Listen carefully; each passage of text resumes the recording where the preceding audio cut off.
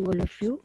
This is my 6th video of income and employment, where we are talking about the investment multiplier. Now, as you all know, this is a very important question on investment multiplier, which you need to understand. Now, what happens if you want to change the income, that is the total national income in the economy? Keynes suggested that if you bring a small change in the investment, this will lead to a big change in the income. So investment multiplier is the rate of change in income due to the change in investment.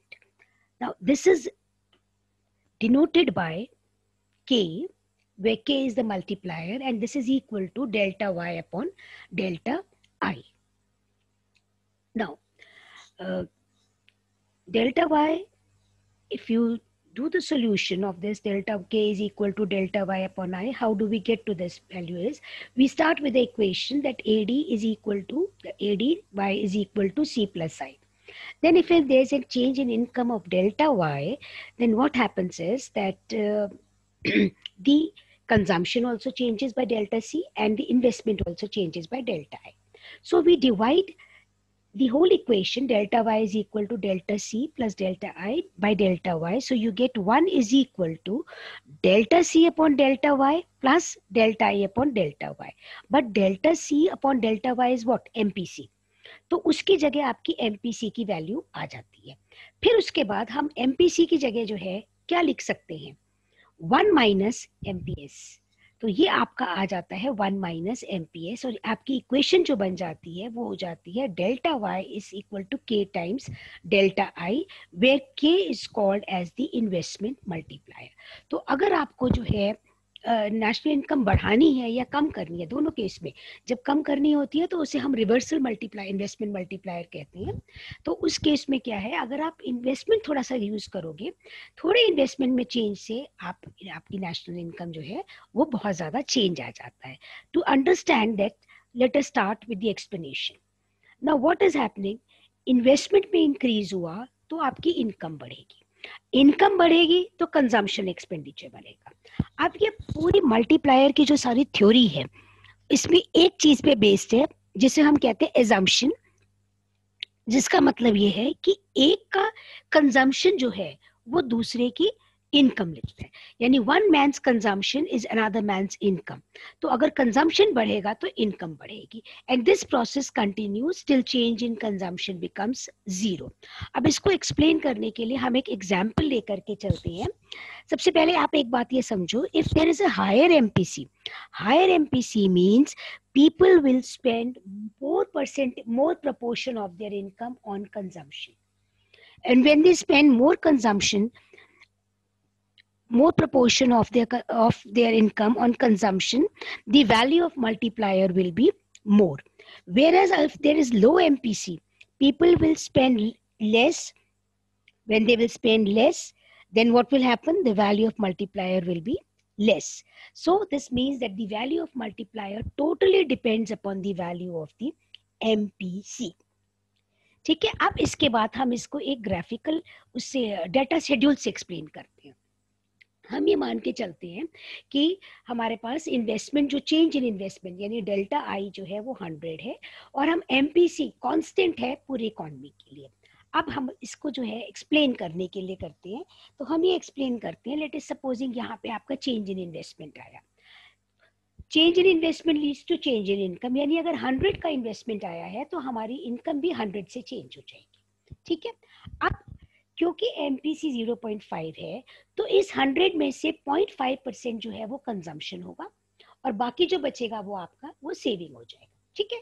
अब ये जो हमारा consumption था 50 का, ये जो है वो इनकम बन गया B के लिए.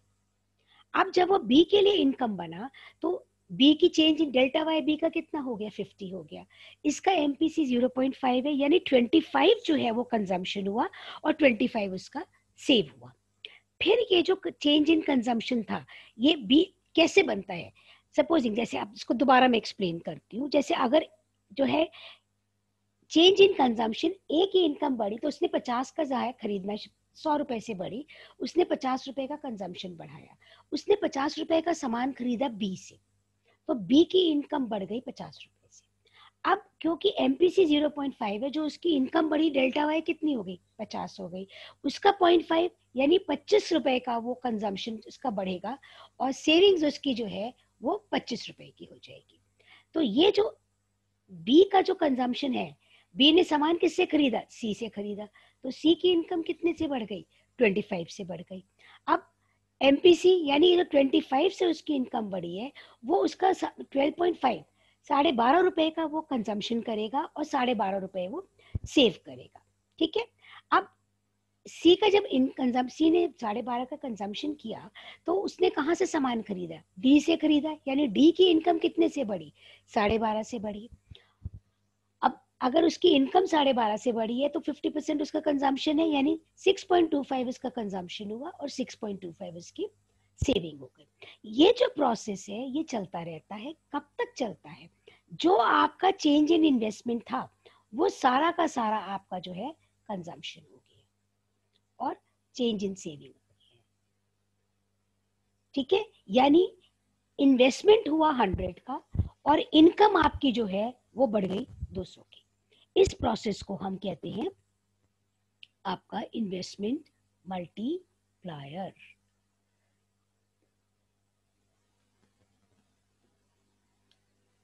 एक सेकेंड, अब इसको एक्सप्लेन करने के लिए, an investment of 100 crore leads to an increase in income of 100 crores। MPC बढ़ता रहेगा, इनकम आपकी जो है 200 हो जाएगी। इसको हम बहुत सारे न्यूमेरिकल से एक्सप्लेन कर सकते हैं। अब let me explain how it is directly related to MPC and inversely related to MPs. The value of multiplier depends upon the value of MPC. ठीक है, because K is equal to 1/1 minus MPC. Multiplier K and MPC are directly related. When MPC is more, K is more and vice versa.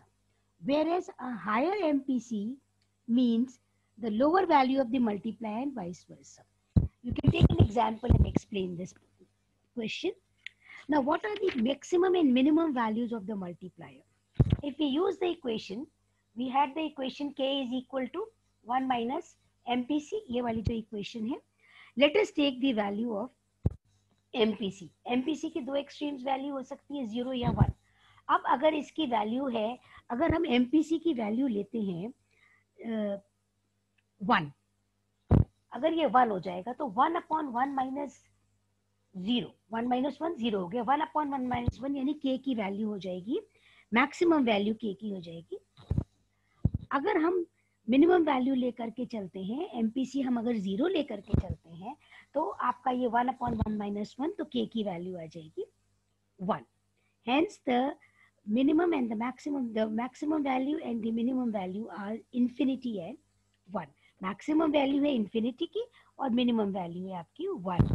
इसका जो है इसको derive करना ये है, ये 1 मार्क क्वेश्चंस भी आ जाता है।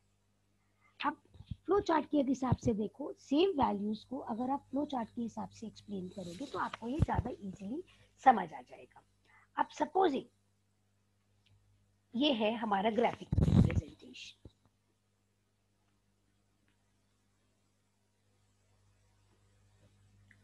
इसको हम ग्राफिकली भी रिप्रेजेंट कर सकते हैं। ग्राफिकली जब हम रिप्रेजेंट करेंगे तो हमारे पास जो वैल्यू आएगी ये वाला आपका फॉर्मूला आ जाएगा। देखो, इन्वेस्टमेंट जो है हमारा इंक्रीज हुआ, ये चेंज इन इन्वेस्टमेंट है, यानी हम एडी से एडी1 पे चले गए, तो हमारा ये एक्स एक्सेस पे हमने इनकम ली, वाई एक्सेस पे एडी और ये किया है हमने। अब इन्वेस्टमेंट जब हमारा चेंज हो जाएगा तो हमारा एग्रीगेट डिमांड जो एडी था वो अब एडी1 हो गया।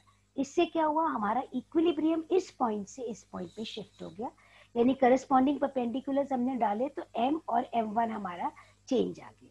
यानी जब हमारा इन्वेस्टमेंट इतने अमाउंट से चेंज हुआ तो हमारी नेशनल इनकम M1 अमाउंट से चेंज हो गई। This is what is called as the multiplier.